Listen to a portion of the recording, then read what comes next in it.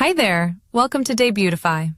In this quick video, I'll show you how to complete the Debutify Custom App installation and successfully connect your Shopify store.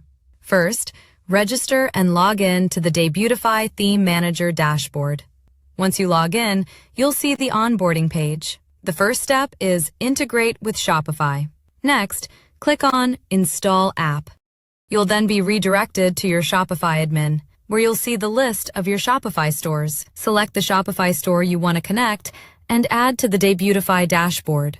After selecting that store, you'll be redirected to the Shopify app installation page. Click Install App to complete the installation of the Debutify Helper app.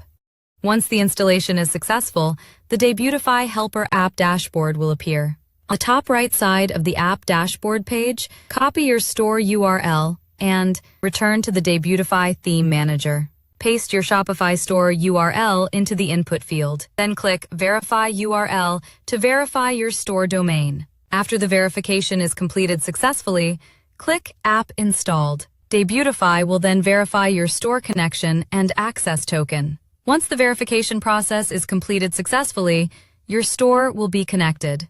And that's it!